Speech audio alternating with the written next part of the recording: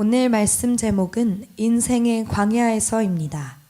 야곱이 브엘세바에서 떠나 하란으로 향하여 가더니 한 곳에 이르러는 해가 진지라. 거기서 유숙하려고 그곳에 한 돌을 가져다가 베개로 삼고 거기 누워 자더니 꿈에 본즉 사닥다리가 땅 위에 서 있는데 그 꼭대기가 하늘에 닿았고 또 본즉 하나님의 사자들이 그 위에서 오르락내리락 하고 또 본즉 여호와께서 그 위에 서서 이르시되 나는 여호와니 너의 조부 아브라함의 하나님이요 이삭의 하나님이라. 내가 누워있는 땅을 내가 너와 내 자손에게 주리니 내 자손이 땅의 티끌같이 되어 내가 서쪽과 동쪽과 북쪽과 남쪽으로 퍼져나갈지며 땅의 모든 족속이 너와 내 자손으로 말미암아 복을 받으리라. 내가 너와 함께 있어 내가 어디로 가든지 너를 지키며 너를 이끌어 이 땅으로 돌아오게 할지라. 내가 내게 허락한 것을 다 이루기까지 너를 떠나지 아니하리라 하신지라. 야곱이 잠이 깨어 이르되 여호와께서 과연 여기 계시거늘 내가 알지 못하였도다. 이에 두려워하여 이르되 두렵도다. 이곳이여 이것은 다름 아닌 하나님의 집이요 이는 하늘의 문이로다 하고 야곱이 아침에 일찍이 일어나 베개로 삼았던 돌을 가져다가 기둥으로 세우고 그 위에 기름을 붓고 그곳 이름을 베델이라 하였더라. 이 성의 옛 이름은 루스더라. 아멘. 아멘. 항상 웃음 가득한 인생 되시기를 축복합니다. 그래요. 우리 모두는 우리를 돌아볼 때 우리 인생에 참 웃음이 가득하고 늘 행복했으면 좋겠다. 늘 즐거우면 좋겠다. 이렇게 원하지요. 염려와 근심이 없는 삶, 늘 평안이 넘치는 삶을 살기를 원합니다. 하지만 어때요? 실제 살아보니 어떻습니까? 우리의 삶의 현실은 오히려 웃음과 즐거움보다는 고난이 상상외로 만만치 않게 다가온다는 거죠. 아무도 우리는 고난이라는 걸 원하지 않습니다. 그런데 그 고난은 내게 다가와요. 이걸 좀 피했으면 좋겠는데 피할 수도 없는 것이 아니라는 것이 우리의 고민입니다. 여기에 우리의 고민이 있습니다. 그래서 사랑하는 여러분에게 묻겠습니다. 여러분은 여러분의 삶에 고난이 닥칠 때 어떻게 대응하십니까? 여러분의 삶에 뜻밖의 고난과 환난이 닥쳐올 때 어떻게 여러분은 반응하십니까? 불평하십니까? 아니면 불평하고 원망하다가 참지 못해서 물건을 막 집어 던지거나 아니면 괜한 사람 잡고 화풀이를 하고 있지는 않습니까? 아니면 제발 나 좀 도와주세요 하고 사람을 붙들고 이 사람 저 사람 찾아다니며 사정하고 구걸하고 있지는 않습니까? 그리고 여러분은 우리 인생에 다가오는 고난을 어떻게 하면 벗어날 수 있다고 생각하십니까? 오늘 우리는 이 캄캄한 밤중에 그것도 이름 없는 광야에서 지금 돌베개를 하면서 잠을 자는 한 인생을 보게 됩니다. 그가 바로 도망자 야곱입니다. 그는 형 에서가 자기를 죽이려는 그런 위협을 피해서 급히 황급히 지금 도망쳐 나와서 무려 1500리길이나 되는 떨어져 있는 바로 밧단 아람에 사는 삼촌 바로 라반, 외삼촌 라반이 사는 집으로 지금 도망치고 있었습니다. 얼마나 두렵고 얼마나 다급했는지 그냥 하루에 250리길을 정신없이 달려왔어요. 그런데 어느덧 해가 저물고 온 땅에 어둠이 임했습니다. 그래서 여기는 어딘지도 모르는 그 광야에서 지금 밤은 깊어가고 이 사막의 추위는 대단한데 그 현장에서 그는 지금 돌베개를 하고 있는 것입니다. 어디선가 가끔 들리는 짐승의 울음소리는 마치 복수심에 불타는 형의 에서가 칼 가는 소리처럼 들려오는 것입니다. 유일한 희망인 외삼촌 라반, 이 라반은 자신이 태어나서 한 번도 본 적이 없습니다. 더구나 삼촌이 산다는 이 밧단 아람은 과연 어디로 가야 하는 것인지 또 그곳에서 과연 나는 제대로 살아갈 수 있을 것인지 그저 막막하기만 그 자리, 바로 이것이 바로 야곱이 누워있는 삶의 현장 광야였습니다. 도대체 나의 앞날은 어떻게 될까? 칠흑같이 어두운 밤, 외로움과 피곤함과 두려움에 쌓여 지금 돌베개를 베고 누운 야곱. 그의 뺨면 자신도 모르게 눈물이 하염없이 흘러내렸습니다. 그 눈물엔 야곱의 괴롭고 답답한 심정이 그대로 담겨 있었던 것이죠. 내가 왜 좀 더 참지 못했을까? 왜 내가 이 장자권의 욕심에 눈이 멀어서 형과 늙은 아버지를 속이면서까지 내가 이렇게 해야만 했었던가? 야곱은 이 어둡고 괴로운 칠흑 같은 이 밤을 보내면서 그제서야 돌베개를 베고 하늘을 보는 겁니다. 보니까 하늘에 별들이 초롱초롱 팍 깔려 있는 것입니다. 사실 야곱은 그동안 아버지 어머니의 따뜻한 사랑을 받으면서 아무 걱정 없이 살아온 인생이었어요. 그러나 이제 이 절대 고독의 광야에서 돌베개를 베고 있으니 하염없이 뺨을 타고 눈물이 흐르는 겁니다. 그러면서 하늘을 바라보고 있는 겁니다. 지금까지 살아오면서 야곱은요, 지금처럼 간절하게 이 간절한 심령으로 하늘을 바라본 적이 단 한 번도 없었습니다. 그는 이제껏 인격적으로 살아계신 하나님을 만난 적이 없었던 것입니다.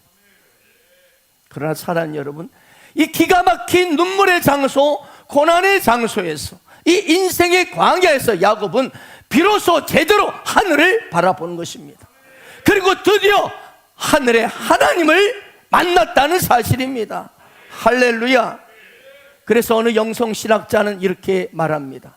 인생의 광야는 나의 잠자는 영혼을 깨운다. 지나치게 편애하는 어머니의 사랑과 부족할 것이 없는 가정의 형편, 따뜻한 장막 속에서 자란 야곱은 하늘의 하나님은 다만 막연한 존재, 막연한 대상, 그저 엄마 아빠가 말하던 하나님일 뿐이었습니다.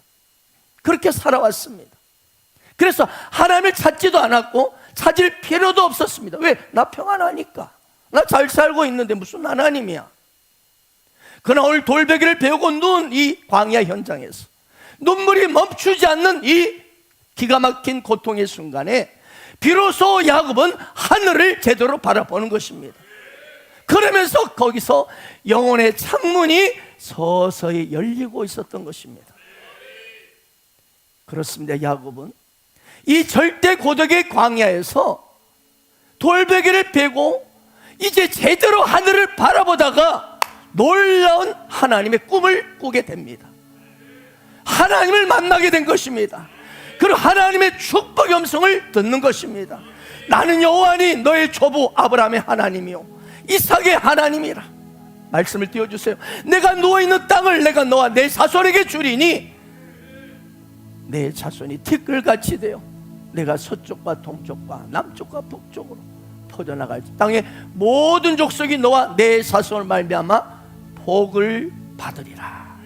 여러분, 이 어두운 기가 막힌 고난의 밤에 아무도 없는 외로운 광야에서 지금 돌베개를 베며 하염없이 뺨을 타고 흐르는 눈물을 흘리는 야곱을 향하여 말씀하시는 그 하나님은 바로 오늘 지금 현장에서, 지금 여러분의 인생의 광야에서 괴로움과 눈물을 흘리는 외로움 속에서 괴로워하는 당신을 향한 하나님의 메시지인 것입니다. 나는 여호와라. 나는 여호와니 땅의 모든 족속이 너와 내 자손을 말미암아 복을 받게 될 것이다. 할렐루야. 그러므로 사랑하는 여러분, 인생의 광야에 처할 때 우리는 하늘의 하나님을 제대로 바라보는 바로 그 역사가 있기를 축원합니다. 괴로울 때 주 얼굴 보라 평화 주님 바라보아라.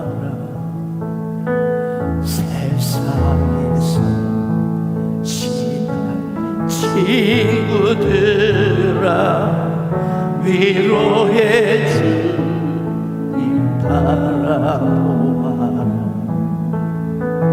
눈을 들어 주를 보라.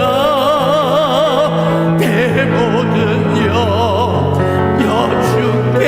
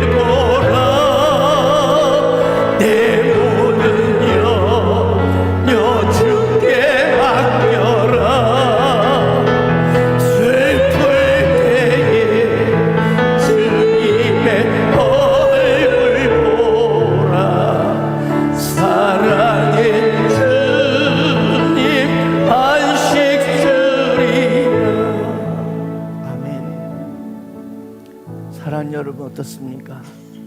당신도 이 괴롭고 답답하여 하염없이 눈물 흘리는 그런 광야, 그 불면의 밤을 지새운 적은 없으십니까? 아니 혹시 지금 인생의 광야를 걷는, 지금 인생의 광야 한복판에 있지는 않습니까? 기가 막힌 외로움 속에서, 아무도 없는 이 현실 속에서,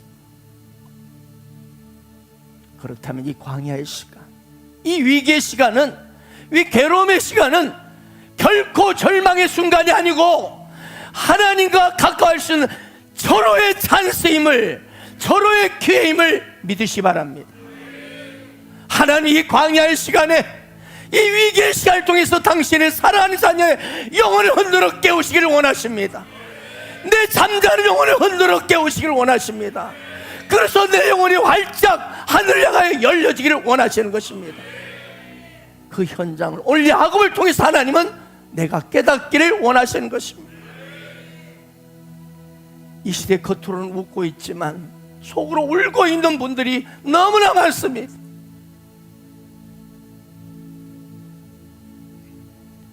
원치 않는 광야입니다. 내 실수든 아니면 환경이 잘못된 것이든 상관없이 원치 않는 이 광야에서 돌배를 베고 왜 나는 이처럼 눈물을 흘려야 하는가? 아니 예수 믿으면 있던 문제도 다 사라지고 고통도 사라진다더니 왜 견디기 어려운 일을 만나야만 하는가? 그 이유는 무엇인가? 오늘 하나님은 자신의 역사 무대 야곱이라는 사람을 등장시키십니다. 그리고 다양한 방법으로 야곱의 인격과 성품, 그의 행동, 그의 인생의 여정을 우리에게 쫙 보여주십니다. 왜요? 그건 바로 오늘을 살아가는 나의 진짜 모습을 야곱을 통해서 정확히 보기를 원하시기 때문에.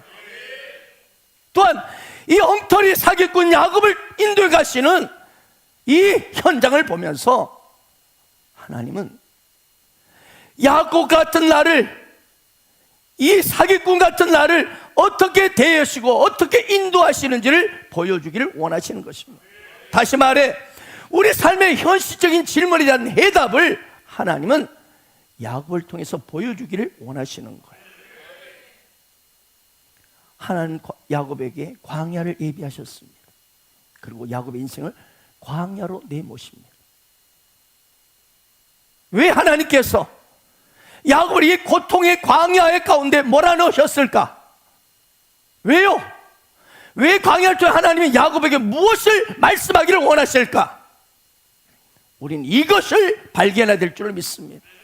그저 낙심하고 괴로워하고 사람 탓, 환경 탓, 부모 탓, 누구 탓, 내 탓 할 것이 아니라 오늘 왜 이런 광야가 내게 왔는가? 왜 인생에 이 광야가 내게 왔는가?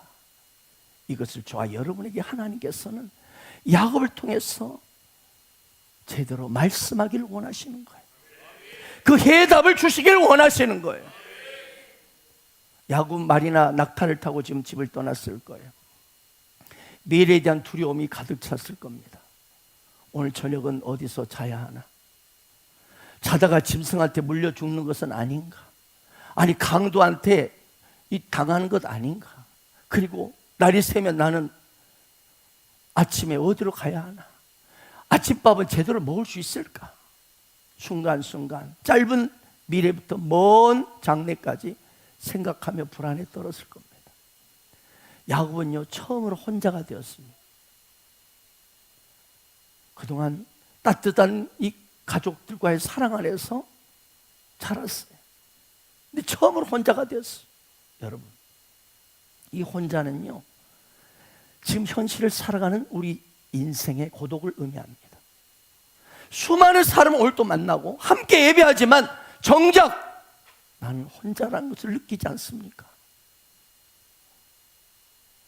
많은 사람과 대화하고 웃고 그리고 많은 이야기를 하고 많은 일들을 나누지만 수많은 사람들 속에, 군중 속에 나 혼자구나. 이걸 느낄 때가 있다는 것이죠. 야곱이 바로 그런 심정입니다. 물론 실제적으로 혼자입니다. 야곱은 잠을 청하려고 돌을 하나 취해서 베개를 삼아 누웠습니다. 그런데 야곱이 누웠을 때요, 본 것은 뭐죠? 하늘에 반짝거리는 수많은 별들이었습니다. 사랑하는 여러분, 내가 배부르고 여유 있을 때는 이 하늘의 별을 보는 것은 너무나 참 아름답다, 너무나 멋지다. 야, 별들이 쏘놓았구나, 한 폭의 이 수를 왔구나, 감동합니다. 그러나 내가 춥고 배고프고 외롭고 불안할 때 별을 한번 보세요. 이 빛나는 별이 오히려 내게 더욱 허무하고 외로움과 슬픔만 더해줄 뿐입니다. 야곱은 자신의 처지가 이렇게 될 줄 몰랐습니다. 어떻게 내 인생이 이렇게 됐나? 상상을 못했던 나예요. 왜 내가 이렇게 됐는가? 그래서 나도 모르게 하염없이 뺨을 타고 눈물이 흘러내려요. 이것이 야곱의 광야였습니다. 마태복음 5장에 심령이 가난한 자는 복이 있나니 천국이 그들의 것이며라는 말씀이 있습니다. 그래요, 여러분. 사람이요, 마음이 가난해져야, 밑바닥으로 내가 완전히 마음이 내려가 봐야 하나님을 제대로 바라보게 되는 거죠. 천국이 보이는 거예요. 자신이 가지고 있던 수많은 것들, 내가 의지했던 것들 다 잃어버리고, 건강마저, 지위와 직장도 다 무너져 내려버리고 아무것도 남은 것이 없을 때, 그때 오직 하나님 한 분만이 내 곁에 있다는 것을 알게 되는 거예요. 그렇습니다. 사랑하는 여러분, 우리 인생은 십자가 역설입니다. 내 모든 걸 잃을 때 그제서야 하나님을 얻는 시간이 되는 것입니다. 이것이 광야 가운데 있는 인생의 역설입니다. 저도 지난날의 삶을 돌아볼 때 폐기력으로 건강을 잃었을 때가 바로 하나님을 얻는 최고의 기회였습니다. 물질의 부도가 났을 때 저는 더욱더욱 하나님을 얻을 수 있었습니다. 또한 사람을 잃어버렸을 때 더욱더욱 하나님만을 얻을 수 있었습니다. 야곱은 자신의 실수와 연약함으로 지금 가진 걸 다 잃었어요. 왜 내가 그런 실수를 했나? 그리고 그는 하늘을 쳐다보면서 막 잠이 들었어요. 그때 기적이 일어나는 겁니다. 여러분, 마음이 가난해져 있을 때, 그때 우리 하나님이 나를 찾아오시는 거예요. 우리가 절망과 낙심에 빠져 있는 그때가 바로 하나님의 시작이라는 거예요. 그때가 바로 하나님의 희망이 시작된다는 거예요. 그래서 여러분, 어떤 면에서는 인생의 모든 걸 포기하는 그 순간이 놀라운 새로운 시작을 의미하는 거예요. 놀랍게도 이런 절대 절망, 그리고 좌절감, 깊은 외로움 속에 빠져 있을 때 하나님이 야곱 곁에 찾아오셨다는 사실이에요. 그렇습니다. 우리가 모든 것이 다 사라지고 내가 왜 이런 상황이 됐을까?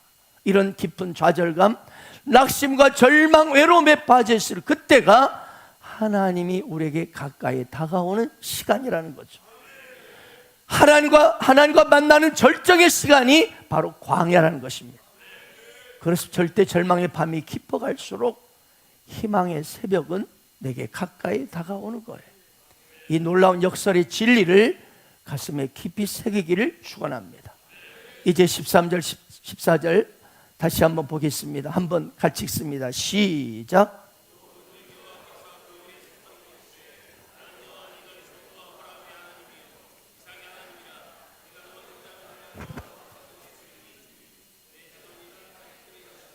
내가 서쪽과 동쪽과 북쪽과 남쪽으로 퍼져나갈지며 땅의 모든 족속이 너와 대자손의 말미암아 복을 받으리라. 사랑하는 여러분, 여기 보십시오. 13절 첫마디에 뭐라고 써져 있습니까? 또 본즉 여호와께서 그 위에 서서 이르시되. 야곱은 깜놀한 거야. 세상에 천사가 사닥 왔다 갔다 하는데 사닥자 아래 제일 꼭대기에 그 위에 하나님이 서 계셨던 거예요. 할렐루야. 야곱이 처음 만나보는, 실제로 그저 말로만 들었던 그 하나님을 인격적으로 만나는 순간이었습니다.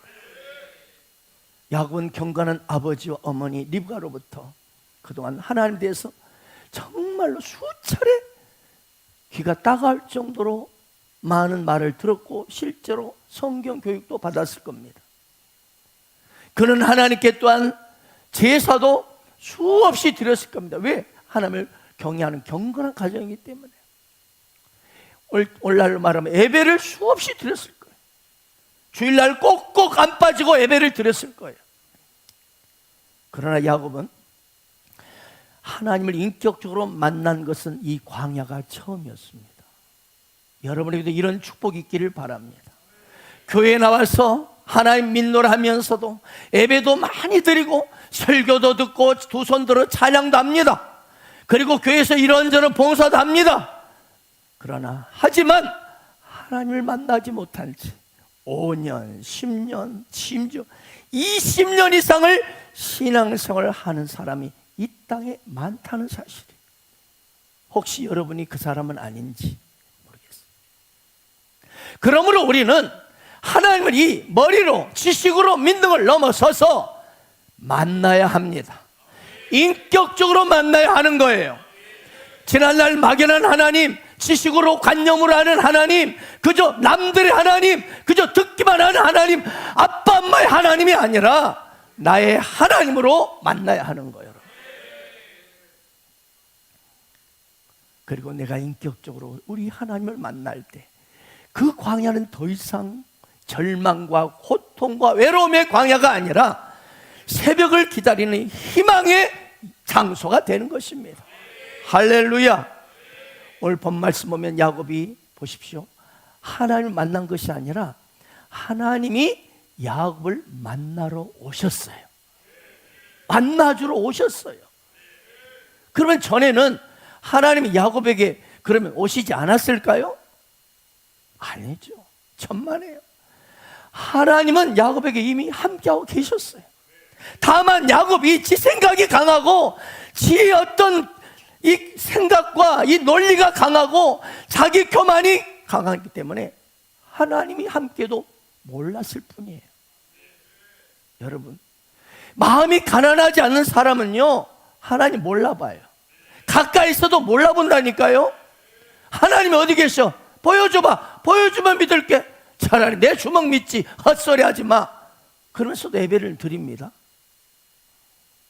여러분, 그러나 질병으로 죽음이 다가오고 물질의 부도가 나고 인간관계가 깨어지고 이혼하고 자식이 흩어지는 것 같은 이런 심각한 상황이 생기는 인생의 광야에서 그제서야 눈을 뜨고 이미 내 곁에 와 계시는 하나님을 만나게 되는 거예요. 이것이 광야의 축복입니다. 많은 사람들이요 야곱과 같은 이러한 어려운 일을 당할 때, 홀로 남았을 때, 기가 막힌 상황이 벌어질 때, 통장의 잔고는 떨어지고 삶의 위기가 왔을 때 대부분 낙심하고 비관합니다. 절망합니다. 그러면서 내가 왜 이럴까? 내가 뭐 때문에 살아? 이렇게 사는 게 무슨 의미가 있어? 이렇게 힘들고 어렵고 괴로운데 그러면서 내가 더 이상 살 의미가 뭐가 있는가? 그러면서 아주 마지막 극도의 현장으로 가려고 합니다. 이쪽으로 문제를 풀어나가는 사람이 있다는 거예요. 그러나 예수 믿는 하나님의 자녀는 그러면 안 됩니다. 제가 믿음이란 실제적으로 무엇이라고 말씀드렸지요? 긍정적인 반응이에요. 믿음이란, 은혜의 복음이란 긍정적인 반응을 하는 거예요. 여러분, 은혜와 믿음의 여러분 기차 레일을 생각하겠죠. 내게 모든 걸 다 주셨습니다. 은혜로. 할렐루야. 그러나 이것을 내가 받아 누리는 것은 믿음으로 누리는 거예요. 그러면 이 믿음이 뭐냐? 긍정적으로 반응하는 거예요. 매사를 긍정적으로 해석하는 거예요. 이것이 실제적인 우리의 믿음입니다. 그래서 이 광야가 온 것은 하나님의 깊은 뜻이 있다, 이렇게 생각하고 긍정으로 반응하는 거예요. 그때 야곱이 하나님을 만나게 될 줄로 믿습니다. 그러나 대부분의 사람들은 힘들다, 이렇게 됐나 하고 극단적으로 에라 모르겠다 화풀이나 하고 막 세상을 부정적으로 바라보고 모든 사람을 부정적으로 바라보고 그러면서 자신의 연약한 모습을 막 질책하고. 여러분, 그러나 우리 하나님의 자녀는 그래서는 안 됩니다. 왜요? 예수 그리스도 안에 있기 때문에 그렇습니다. 사랑하는 여러분, 절대 절망의 순간에 여기도 하나님의 깊은 뜻이 있다. 하나님이 합력하여 선을 이루신다. 눈물을 훔치며 하늘을 제대로 바라보는 그 순간 하나님을 깊이 인카운트할 줄 믿습니다. 하늘이 열릴 줄 믿습니다. 영혼의 창문이 열릴 줄 믿습니다. 하나님의 복이 제대로 임할 줄 믿습니다. 서울의 유명한 명성교회 아시죠? 지금은 은퇴하셨습니다만 그 교회를 개척하신 분이 여러분 김사만 목사님이시죠. 키도 작고 키 작은 사람들이 큰일을 해요. 그래서 남건희 목사 큰일하게 될 줄 믿습니다. 그런데 그분이 원래 어떤 분이냐, 한때 시무했던 교회에서 쫓겨난 분입니다. 안 나가려고 막 했는데 장로들이 기어이 나가라고 나가 할 수 없이 그래서 거기를 나왔는데 갈 곳이 없더래요. 그래도 이분이 믿음을 긍정으로 반응한 거예요. 할렐루야. 그래서 거리에 쫓겨나왔어도 주님께서 내게 더 좋은 곳이 있으니까 나가라 했겠지. 내가 안 될 것 같으면 하나님이 그러셨겠냐? 하고 긍정의 마음을 품었어요. 그리고 나왔는데 진짜 정작 갈 데가 없더래요. 갈 데가 없으니까 어때요? 그냥 시내버스 몸을 실었어. 그리고 갈 때까지 간 거야. 그냥 왜? 갈 데 없으니까. 정처 없이 계속 버스를 타고 가다 보니까 총점까지 갔어요. 그리고 총점에 갔는데 어때요? 내려야지. 그래서 내렸는데 거기가 바로 서울 강동구 명일동이었습니다.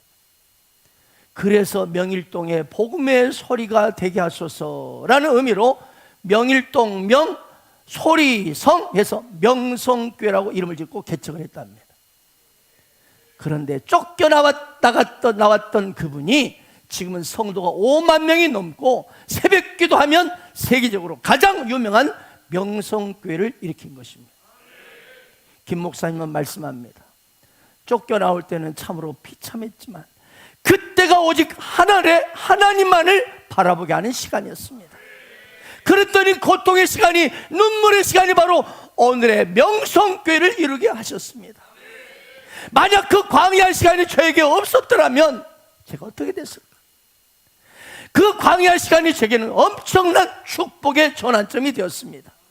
만약 그 광야가 없었더라면 저는 그냥 제가 좋아하는 바둑을 두면서 목회를 했을 겁니다. 이분이요, 참고로 김삼 목사님은 바둑을 너무나 좋아해가지고 설교하라고 단에 섰는데 성도들의 머리가 바둑알로 보이더랍니다.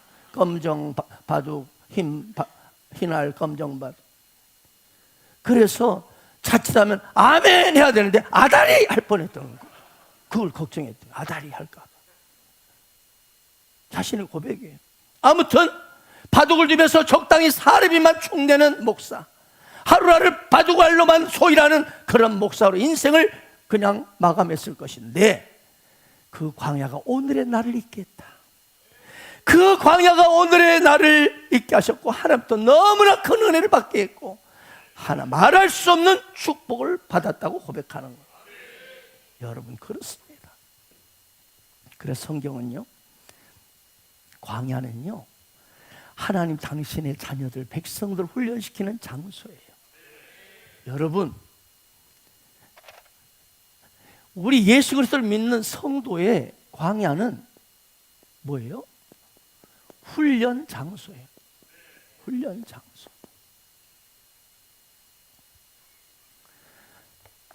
하나님의 말씀 신명기 8장 15절 10절 보면 왜 하나님이 당신의 사랑하는 자녀에게, 백성에게 이 광야를 주시는가? 그 해답을 정확히 말씀해 주십니다. 다 같이 읽어봅시다. 너를 인도하여 그 광대하고 위험한 광야, 곧 불뱀과 전갈 있고 물이 없는 간주한 땅을 지나게 하셨으며, 또 너를 위하여 단단한 반석에서 물을 내셨으며, 내 저성 알지 못한 만나를 광야에서 내게 먹이시니, 이는 다 너를 낮추시며 너를 시험하사 마침내 내게 복을 주려 하심이었느니라. 할렐루야. 하나님 우리를 인도하시는데 어디로 인도하시냐? 푸른 초장과 쉴만한 물가로만 인도하시냐? 아니라는 거예요. 위험한 광야, 불뱀과 전갈이 있는 곳, 물이 없는 이 간주한 사막과 같은 곳으로, 그 힘든 곳으로 나를 인도한다는 거예요. 아니, 하나님은 사랑의 하나님인데 왜 나를 위험한 광야로 인도하냐? 이 불뱀과 전갈이 가득한 이 무서운 곳으로 나를 인도하냐? 위험한 곳으로. 물이 있어야 되는데 물이 없는 사막 같은 그 기가 막힌 현장으로 인도하시느냐? 그 뭐라고요? 그 현장에서 하나님은 이 시련의 광야에서, 이 인생의 광야에서 우리의 교만과 우리의 고집, 우리의 허튼 생각들을 다 꺾으신다는 거예요. 나를 낮추신다는 거예요. 나를 테스트하는 현장이 광야라는 거예요. 그래서 광야의 결론은 뭐라고 말씀하십니까? 이는 다 너를 낮추시며 너를 시험하사 마침내 내게 복을 주려 하시겠느니라. 그래요, 여러분. 하나님은 결론은 뭐예요? 복을 주려고. 아멘. 우리를 그래 당해봐라 이놈아. 혼나봐야 정신 차리지. 응, 정신 차리네. 여러분, 왜 이런 엄청난 광야를 줘요? 너 그지 됐기 때문에 실컷 당해봐라. 그게 아니고 결론은 마침 하나님 내게 복을 주려 하시려고, 복을 주시려고 이 광야 학교에 입학을 시킨다는. 광야 학교, 광야 학교 입학을 시키.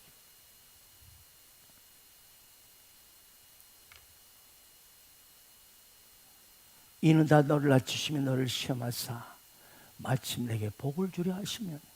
할렐루야. 여러분, 결론을 알면 과정은 견뎌낼 수 있잖아요. 아, 결론이 축복이냐 견딜 수 있잖아요. 우리 결론을 잘 모르니까 불안하고, 그러니까 막 신경질 내고 막 두려워하고 염려하고 하는 것이죠.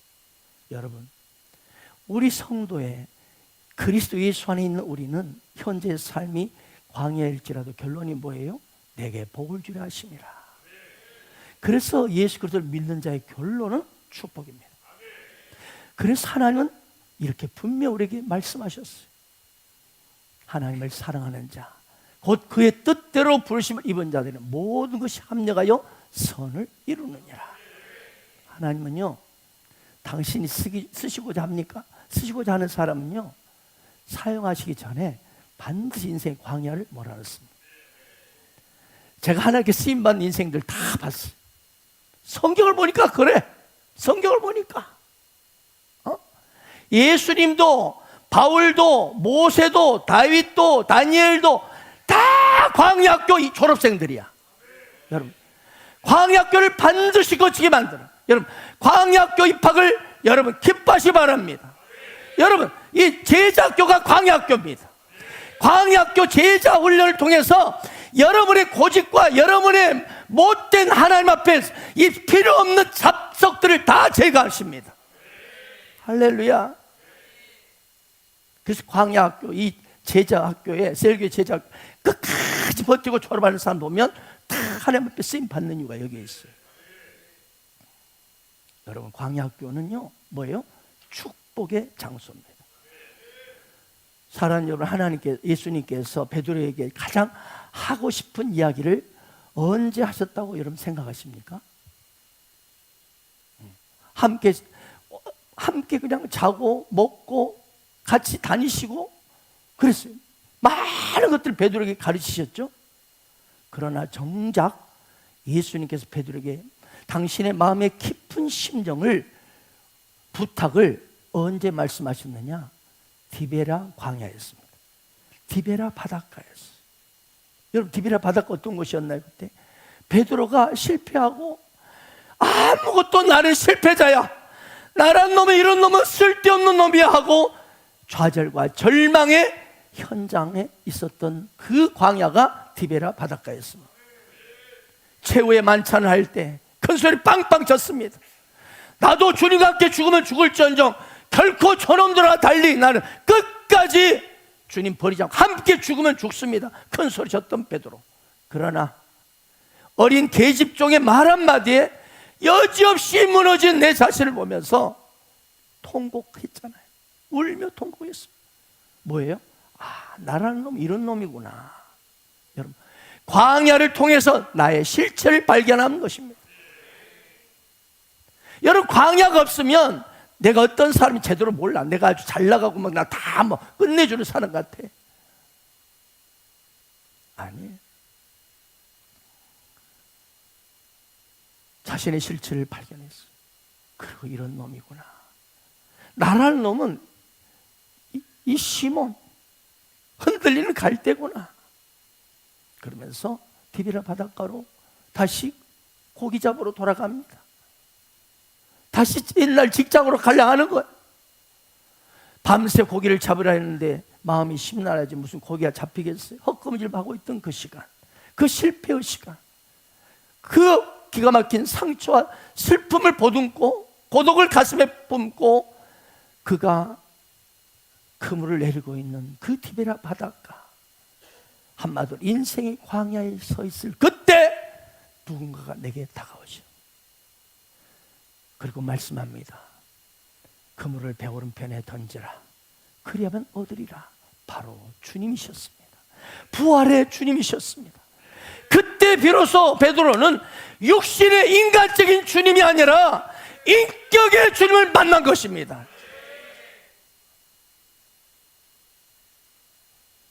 예수님은 그 자리에서, 그 광야에서 베드로에게 사명을 주십니다. 내 양을 먹이라. 내 양을 치라. 내 양을 먹이라. 주님께 큰 소리치며 멋진 고백을, 주님 내가 끝까지 있습니다, 고백했을 때에도, 예수를 죽이겠다고 칼을 빼가지고 대제사장 종 말고의 귀를 쳤을 때에도, 바다 위를 걷는 놀라운 기적을 경험했을 때에도 예수는 베드로에게 당신의 깊은 심정을 말하지 않았어. 그러나 베드로가 인생의 깊은 좌절감, 패배 속에 빠져 있을 때, 이런 놈이 무슨 하나님께 쓰임받아 하고 있을 때, 그때 주님께서는 당신의 깊은 심정을, 사명을 주신 것이죠. 내 양을 먹이라. 그렇습니다. 여러분, 인생의 참된 가치와 목적을 발견케 해주시고 참된 하나님의 사람으로 우리를 거듭나게 태어나게 하는 그 현장이 바로 어디죠? 광야입니다. 이것이 광야의 축복인 것입니다. 저 또한 이러한 인생의 광야에 있을 때, 눈물의 골짜기를 지날 때 하나님이 저에게 찾아오셨어요. 그리고 인생의 진정한 목적, 내가 인생의 붙들, 한 부분인 인생, 내가 진정 붙들 가치가 무엇인지를 말씀해 주셨습니다. 광야에 있을 때 창세기 12장 1절 2절 말씀을 하시고 하나님 나를 부르시고 사명을 주셨고, 그 사명에 저는 그때 기쁨으로 순종할 수 있었습니다. 만약 제가 세상적으로 잘 나가는 내 생각한 내 논리로 캐세라 세사 이런 교만 덩어리였다면 저는 그때 주님의 부르심에 결코 순종하지 못해요. 근데 내가 바닥이라, 내가 기가 막힌 인생의 바닥이라, 뭐 다른 거 붙들 게 없어, 지푸라져 붙잡고 싶어. 그때 이 인생의 광야에 주님이 저를 찾아와 주셨고 저를 만나 주셨던 것이죠. 어떨 때는 이 질병의 불뱀으로 저를 낮추셨습니다. 어떨 때는 재정의 정갈로 저를, 재정이 의지할 것이 아니라 하나님 나만을 의지하라고 말씀하셨습니다. 어떨 때는 사람의 정갈로, 그래 그래도 끝까지 길을 가라, 저를 낮추셨습니다. 어떨 때는 저의 연약함과 실수, 죄악으로 저의 실체를 발견케 하시고 저를 할 말 없는 인생, 오직 예수밖에 없는 인생으로 저를 낮추셨습니다. 지금도 하나님 가끔 제게 광야를 주셔서 저의 실체를 보게 하십니다. 그리고 저를 겸손케 하십니다. 오직 예수밖에 없게 하십니다. 여러분, 광야는 시험의 장소입니다. 근데 그 시험의 장소는 나쁜 시험이 아니고 나를 복되게 하시려고, 나를 축복해 주시려고 그 광야를 주셔요. 오늘 사랑하는 여러분, 저는 이 인생의 광야 앞에 예수 믿는 자들로서 두 가지 반응을 하는 사람을 보게 됩니다.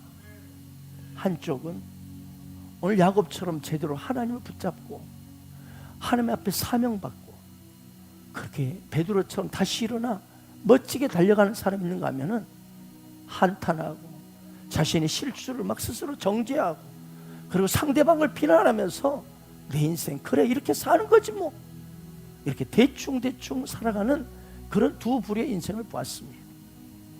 오늘 하나님의 야곱을 통해서 보여주는 이 메시지가 무엇입니까?